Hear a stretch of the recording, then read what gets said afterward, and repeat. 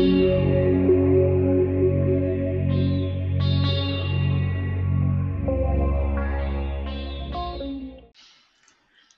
I'm Tuaca Kelly, welcoming you to Soul Priorities. Today I'm very excited to have a conversation with Nathan East, and I'm sure you are as well, knowing his tremendous musical contributions to the world. It's a pleasure to see you here, Nathan. Thank you so much for being present. Hi, it's a pleasure, Tuaca. Thanks for having me. Yeah, we've been at this trying to visit with each other for a while, and I know you are an extremely busy man in great demand, and really appreciate you taking the time to be here. Well, I feel very blessed to have such a busy schedule and also be able to visit with you here. And hey to all my friends there in Amsterdam. Yeah, get your shout outs. And everywhere. It's true, and that's one of the things I wanted to discuss with you. As much as you have a talent for music, which we'll get into, your ability to connect with others, to make friends, and sustain relationships is, I observe, is one of the gifts that you have that have supported you having such an incredible career. What would you say about that? You know, you don't put too much thought into these things. I mean, I've been at this for a while now, and I just, try to just live every day as if, live it like it's your last, But yeah, it's, for me, that's been one of the important aspects of what I do, is just building, really long-lasting relationships, and I've tried to make that a focal point of what I work on, just because it just ends up being so important in this life. Yeah, for sure. Your positive attitude truly shines through your music, through interviews, other ones that I've seen with you, even your Facebook posts. You're just kind of radiating, and I know you have a tremendous following in social media as well. And that really stands out, and I feel that many of your fans will speak to that, as well as your musical ability. And what stands out for that is your versatility. And I want to talk about a little bit the musical dynamics with genres, and as well as how you approach the bass. And I know you did cello before, but just how would you characterize your versatility and your ability to be versatile in your play?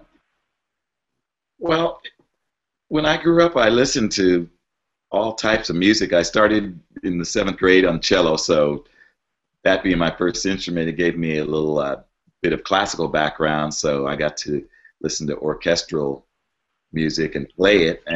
But at the same time, the reason I wanted to get into music, because I was I liked the music on the Charlie Brown specials, Vince Guaraldi's piano, and then I was just listening to the radio, all kinds of different music that was influencing me, from the Beatles to the Motown era, and lots of bands and everything in between. So I sort of kind of just ended up going in a lot of different directions on the things that I like, which I think people do. And one of the reasons I don't like to kind of just pigeonhole genres of music is because I think it all is great and fun to listen to depending on what mood you're in. And so I ended up sort of learning lots of different genres and styles, and that's why I ended up being in rock and roll bands and jazz bands and funk bands and everything in between, which makes it keeps it very interesting and lots of fun. Yeah, I can appreciate what you're saying about not labeling or not fixing yourself in any one particular genre, and just being a musician and literally following the muse and following your passion. Right. And as soon as there's a process of surrendering, to the music in this case, then so many other opportunities present themselves, or different challenges through interest. technically speaking, how to attack the bass, how to hold the instrument, or what, how is this sound going to come out, just because there's a feeling that I have and it's not defined by rock or jazz or bluegrass. Yeah, I mean, the bass is such a personal instrument to me because it's almost like this low vibration that all of a sudden you're responsible for changing the vibration of the music. And I've noticed sometimes, like where you can just actually see the reaction of people. I mean, and just music in general, where I notice sometimes, and it doesn't matter which country we're in or how big or small the audience is, but people are just affected in different ways. And it's amazing how like these vibrations, all of a sudden you look, somebody's in tears, listening to the music. And hopefully it's not because you're out of tune.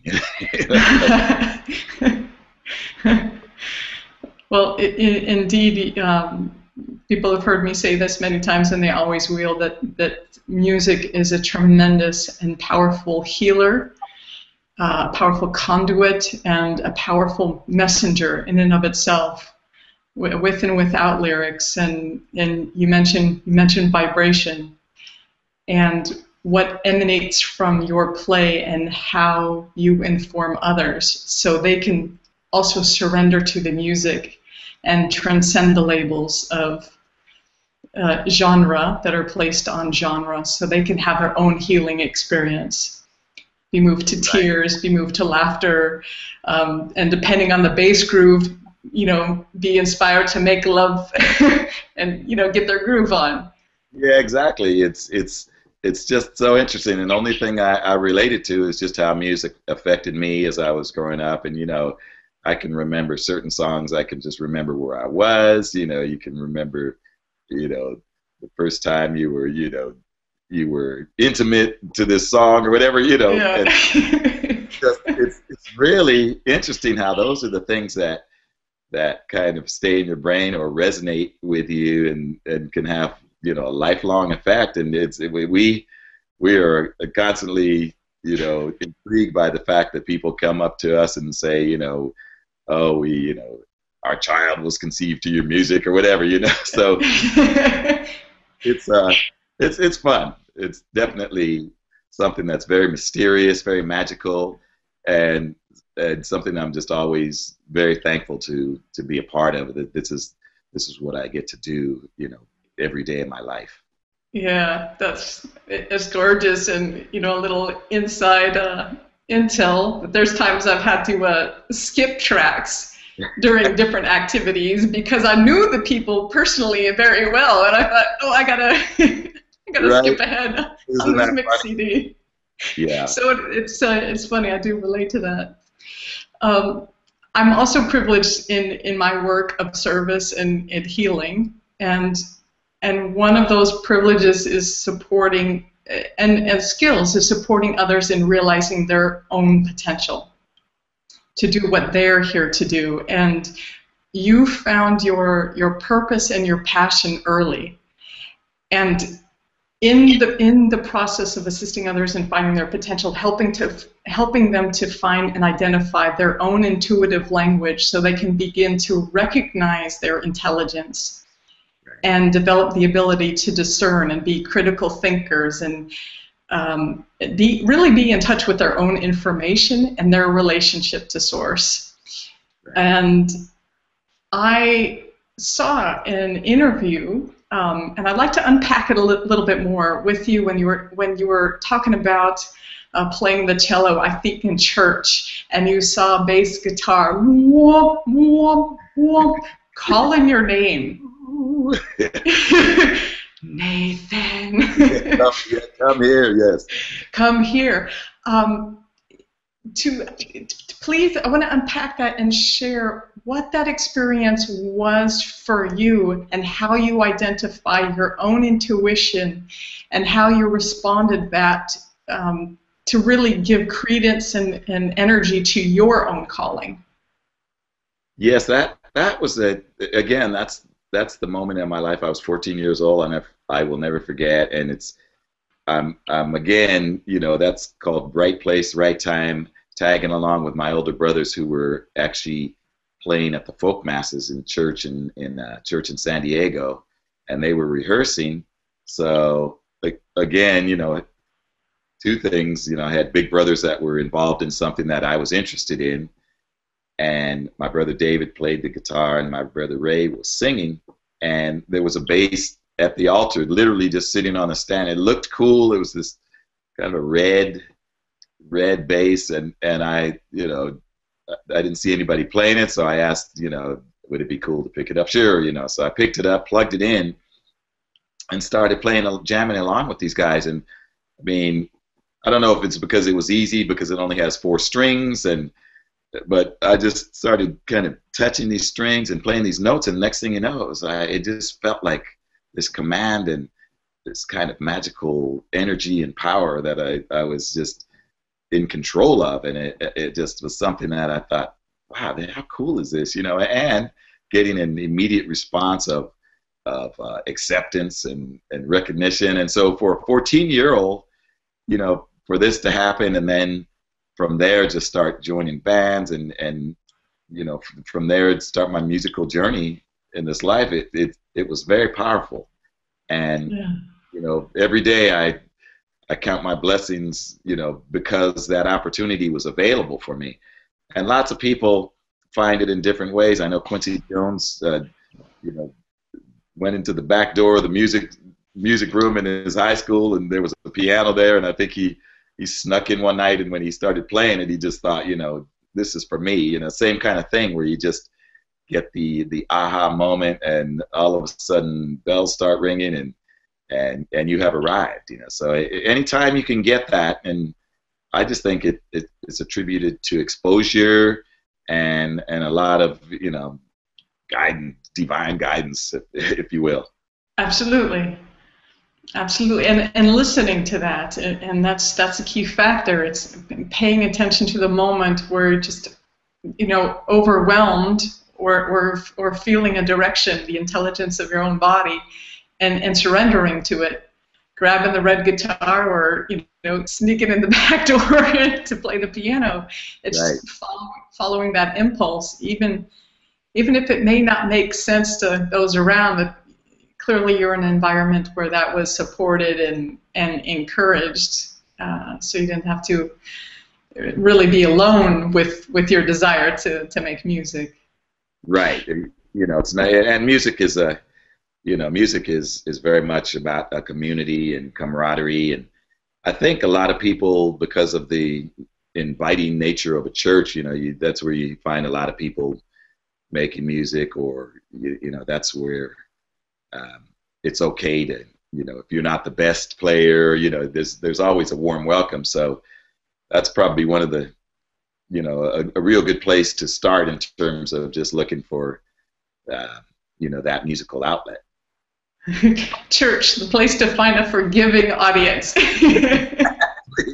Forgiveness is in the house, Forgiveness is in the house. I'll get that chord next time. Right, exactly. And when you're in God's house, anything can happen. Yeah. Oh, bless you for that. God bless you for that. We've been talking about getting together here on Soul Priorities for a while, and you've been blessed and busy with your agenda, and you told me that you were working on your own project that's coming up. Do we get a little information about that now to let folks know? Absolutely. We're actually, I'm a little sleepy-eyed this morning because I left the studio at 3 a.m. last night, and we were working all day. We had yeah, baby. Just lean to the camera. I'll get to sleep out of your eyes. Exactly. I know. So we had we played Catalina Island at the Jazz Festival with Fourplay Sunday night, and then Monday, and I got home about 3 o'clock in the morning that night. And then the Monday, I was speaking of good fortune. Bob James came. I'll just let a little tidbit out that Bob James came into the studio yesterday, and then we actually recorded a couple of duets for the record that he composed. and amazing music. And Bob and I have been playing together now for more than 20 years, and he's become one of my dearest friends in music. And he said, he came up with a great statement. He said, this is a musical representation of our friendship, And I thought, what a great way to sum up the dialogue that we have in music. And so we were in there, having the greatest time all day yesterday. Then Jeff Babco, another incredible keyboard artist, came in, and we were putting keyboards and overdubs on the music last night until, till 3 this morning, just having the greatest time. And then so we have a few guests coming in, and lots of fun music, and again, very some different styles. We're just trying to cover a few little areas here. So it's a great time. My good friend from Yamaha Entertainment Group, Chris Giro, and a producer, we've done a lot of shows together, and so we've been working together on this record, and he's doing an amazing job of just putting people together and songs, and we have some orchestras and lots of we're just trying to go make great music and do the best we can to just like keep that high vibration going out there. So we're really looking forward to this coming out. It's probably going to be the early part of next year, which is right around the corner. Oh, great. Well, I know you'll keep us up to date on Facebook and all that. Yeah, we'll be looking forward to that. And you mentioned a really nice point. We talked earlier about how folks come up to you and say that their child was conceived while listening to your music and whatnot. But the point you bring up is that we as your audience, listening, having these experiences, it's more than just the story that the song conveys or the mood that the song elicits. It's also saying, this record was a time in my life and relationship with my colleagues and fellow musicians, and listening to work that you've done or reflecting on that, I'm sure many memories are coming up for you, where you were in your life emotionally. And absolutely, and the most amazing thing about it for me is now I'm also drawing from at least 3 decades of friendships, and so it's almost like a family reunion when we get into the studio. And it's telling a story, and it's funny. It's almost like reliving a lot of things that I've been doing for the last 30 years, and just celebrating those relationships and friendships. And that is pretty much simply what it's all about. And again, I love the fact that you never know how music is going to resonate with people. I was in the studio earlier this year, and I played on an album by a group called Daft Punk, and we did a song called Get Lucky, and I did the same thing, tried to come up and play as good as I can on this thing. Little did I realize that, everywhere I went around the world, I heard this song blasting out of cars and apartment buildings and clubs, and you just never know how a song is going to resonate with you. And it resonated with 2-year-old kids to 80-year-olds, and so I just am constantly just mystified by the magical, energy that music puts out there. And you go into a studio like we've been, every day, and next thing you know, you just put this thing out into the world, and then it's just like a magical thing. How is it going to be received? And why do they like it? What do they like about it? It's just a lot of great energy, Yeah.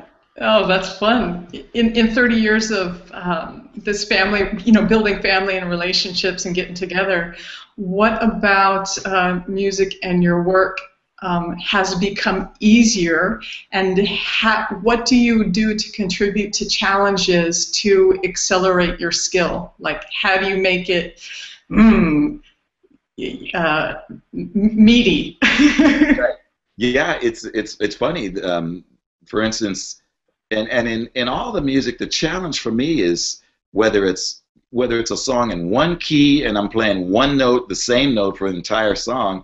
The challenge is still how do you make that note really means something, and it's not just you striking a note, but how do you put your heart and your energy into that note? So, I mean, even yesterday, Bob James had these wonderful compositions, but they were challenging me from a standpoint on the upright bass, just the way he combined the chords, and there were lots of wonderful chords. I think we counted at least 65 chord progressions in this song.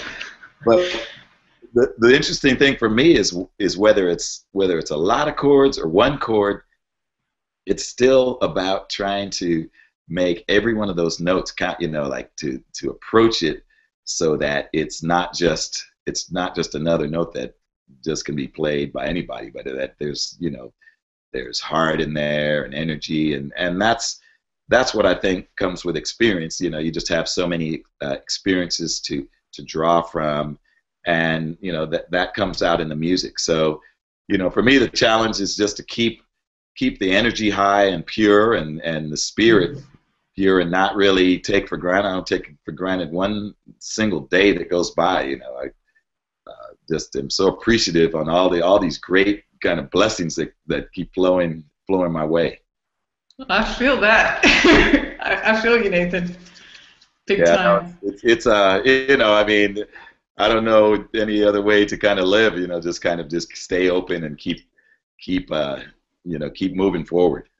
Yeah, appreciate every note. And a memory comes up for me. I recently saw the Rotterdam Philharmonic, and there was quite a piece, and one guy sitting in the chair, and he had a point in the piece where he comes up and crashes the cymbals, and that was it. So here's this 45 minutes of play, and he's out there doing his thing. Right. But he had this one moment of crashing the cymbals, and then he goes, sits down. But if it wasn't there, it would be missed. Right. Yeah. Well, that's the thing too, and a lot of times what people don't realize is it's the space between the notes. It's what you don't play that is equally as important as what you play. So. Yes, I think that was Debussy who said that. Yeah. I think so, and that but it makes so much sense. So that's why again, listening and remaining open is one of the keys. And whether you have an instrument in your hand or not, I sort of feel like we're being whispered to on a daily basis, but it's just a matter of really being able to tune in, maybe tune out the other noise, and tune into what's being, the messages that are being sent to us. Yes. Sounds a little bit spooky, but. Nathan, you're talking to me. I know. Let's keep it real, huh? Exactly. We know who we're talking to. Well, I know who I'm talking. That's why we're having the conversation. That's why we're having this conversation. That's why you're here. Thanks again. And we have friends, and I want to give shout outs. We have mutual friends. Some you are aware of, some you may not be aware of. So I may be putting you on the spot, but you have a great fan in Carson City, Nevada, named Dean Wildman, who's a bassist that looks up to you, and he's doing his thing with his band. So shouts out to him, who's very excited about it. Right. So words of encouragement to your fans and students are welcome. Yes, and I was just in Napa recording some more curriculum for my online school of bass. It's at nathaneastbass.com. Sorry for the plug. but please plug. Yeah. I'm actually very, very proud and happy with the school. It's a company called ArtistWorks, and you can go to artistworks.com, and you can actually get lessons on, how to be a great artist. There's banjo, every instrument, and there's instructors from Juilliard and rock and roll guitar, drums. I mean, there's all kinds of great information there. So my school is the Online School of Electric Bass, and we're having a great time. I have students from all over the world, a really good community of bass players, and we talk every day, and they send me videos of themselves playing, and then I can send feedback, and it's a way for me to keep in touch and also, instruct something that I haven't had time to do just because of the schedule. But now, with the internet and being online, I can actually do lessons from my hotel room wherever I am in the world. So it's a lot of fun, and we're just all sharing ideas, and I've run into some really great players on the site. Yeah, it's a great resource, and I'm glad you're able to do that. We have another friend in common, Nita Whittaker, which you're aware of. My sister Nita, who I love dearly. I mean, we've been just having the greatest time. She has the most wonderful family and children. And of course, Don LaFontaine, our brother, who's now gone on to the next level. But we've traveled to Fiji together. We've played together. Lots of great times and memories with Brother Don. Yeah. They were married 20 years this month. So a shout out to Nita, Sister Nita. Hey. Yeah. Yeah. And this may be the surprise for you. One of my dearest friends is Mr. Rick Waite. Oh, Rick, all right, come on. Yeah, and Rick. He said to put you on the spot, he said that you know magic tricks. Oh, wow. Okay, yeah, I do. Okay, thank you. He wants a magic trick, I'll give a magic trick, okay. He requested a magic trick. Okay, here, I'm just going to take this ring right here, and then just watch very carefully because it just vanishes before you. Oh, Nathan. Well done, sir. I know, it's a little cheesy. Well done. No, it's good fun. I love it. I love it. Magic is like music around the world. People love it, and it's something that, again, it's an icebreaker, and people turn into kids when you start doing magic. It's great. Yeah, well done. Well, I'm blushing here. I got a perma grin now. Thank you for that.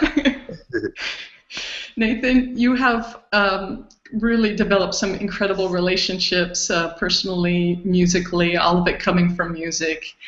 And the musicians that you've performed with, I mean, just everyone's really exceptional, and there's positive attitude and atmosphere. Is there, a dream configuration, a group of people that you've like, oh, I'd really like to do this project and have this person here and what does that look like and who are they, and maybe put it out there and we could put a prayer to it and hand it over and. Wow. Well, I mean, it's very interesting because I almost have versions of that every day. Our band Fourplay, which is Bob James on keyboards, Harvey Mason on drums, and Chuck Loeb on guitar, is one of the most fun times we have playing together. And I mean, I look around and see these incredible musicians on stage next to me. I've also been touring with Toto. We were just there in Amsterdam, and again, surrounded by the finest musicians ever. You have David Page and Steve Lukather and Steve Porcaro, Simon Phillips. I mean, all these, Joseph Williams. I mean, beautiful, beautiful musicians. Amy Keys, wonderful singer. Mabuto Carpenter, and we've been having a chance to travel around the world, play lots of great venues. Then, standing on stage and looking to see, George Harrison, Eric Clapton. These, to get to be in that band was, I mean, how do you beat that? So again, Eric Clapton, one of my dear, dear friends for many years, who just is a joy to play with. I often fantasize about a band that would also include Pat Metheny, whose music has been a soundtrack for a big part of my life. A wonderful, wonderful musician, and we actually did a cover of one of the Pat Metheny songs on my new record. Mm-hmm. And so I mean, I'm a lucky guy. I already get to play with some of the finest musicians ever. Brilliant. I'll hold that up for you, Pat Metheny, and if some other people come to mind, you can just shoot me an email. Absolutely. Hand it over in prayer. Miles Davis was on that list, and I didn't get to really ever play with him. But again, sort of in the spirit of Miles Davis, I had a chance to tour with the Herbie Hancock Quartet Oh, And wow. I mean, again, Herbie Hancock is just one of my complete musical heroes, and now he's turned into such a great friend. And we toured together with a band that included Vinny Colaiuta on drums, and Lionel Lewicki on guitar. So the Herbie Hancock Quartet was, again, I just thought, it doesn't get much better than this, So Yeah. I'm certainly, just enjoying the ride. Blessed man. Name of the program. I hesitate to call. I don't want to call it a program. I don't want to call it a show because really it's the conversation, and it happens. Other people are hanging out and enjoying it with us, right? Yeah, So I really hesitate for both. But yeah, I love it. I love the format. thank you. So we're having a conversation, and soul priorities is a theme for that because it really permeates life. How would you say, in your experience, in your own breath and body and wisdom, that your soul, or that you experience your soul informing your life purpose? And how is your human experience, would you say, is informing your soul through your work? Wow. Okay, I might have to go back, wake up, and I know we didn't prepare any questions or anything, but wow, that's a very powerful question. I'm, Thank you. I love it, and one of the things I do is I wake up every day and pray for that day to be, to fulfill whatever my purpose and meaning is for my life. And so I think that's addressing the soul. Whenever I can, I like to get a meditation in too, because that's another time when you can kind of tune out the noise and get quiet enough to maybe hear the whispers that are being, if there's messages to be. And I think we all do what we love to do. I'm very fortunate I get to play music, so that in itself is just something that I will be forever grateful for. And not being 100% sure, but I think that this was a gift that I have that I'm able to share with other people, and it brings me joy, and hopefully it brings other people joy, and have the ability to travel, to every corner of the world, whether it be South America or Japan or Australia or Europe. It's just one of those things that it's like, without having to learn any of those languages, I'm able to communicate with a language that that everybody seems to speak. And for me, that's just been a big part of what I feel my soul is all about, and one of the reasons that I'm here. Although I'll be able to, when I meet my maker, I'll be able to have a lot of questions to say, okay, how did we do? Yeah, I feel you have a pretty good sense of that right now. I want to try to keep growing and developing, and hopefully just not just here treading water, but then having a purpose. And I love the fact that we're also able to, speaking of Nita Whittaker, I mean, we do several fundraisers and charity events together with David Foster, and we're able to, in our own little way, help a lot of people. And we do the Muhammad Ali Parkinson's Foundation event every year.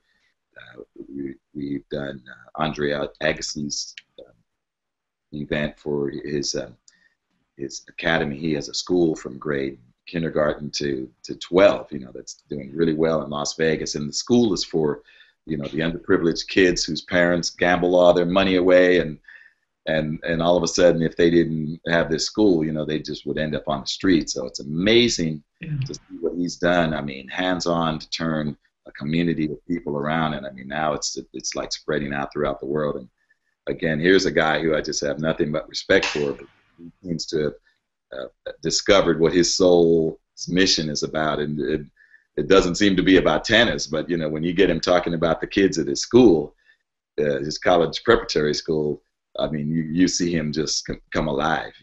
Yeah, yeah, I'd like to see that. Again, the healing power of music, the importance of silence to listen to guidance, to listen to the impulse, to follow inner wisdom, so you can realize your life purpose and have all the experiences that you're here to have. You know, so I'm grateful for our meeting and our connection. I look forward to receiving you here in Amsterdam next time you're in this part of the world, and I'm sure your fans are too over here. And we love it there. I mean, I've been going there for so many years. We played there, and I enjoy spending a few days there because I love to get a bicycle and ride around Amsterdam with the hundreds of thousands of other bikers and so much to see. And I have to say the people there have been very near and dear to my heart. We used to go there. I mean, I've been there with all the groups, but with Phil Collins, and one of the songs I wrote called "Easy Lover" was back in 1985 or something like that. It was #1 there for 16 weeks, and so thank you, Amsterdam. Excellent. Well, you come on over to the house, and when you do, I'll ask you who does your hair. Ah, yes, I know. I'm having a bad hair day today, but no, but it's all good. Great to talk to you, and thanks again for your show. And I think we all in our own little way are connected, and we try to keep that connection and the flow going, and hopefully people are being inspired and going out and doing wonderful things. Yeah, there you go. Well put, Nathan. Thank you so much. God bless you. I love you. God bless you again. All the best. All right.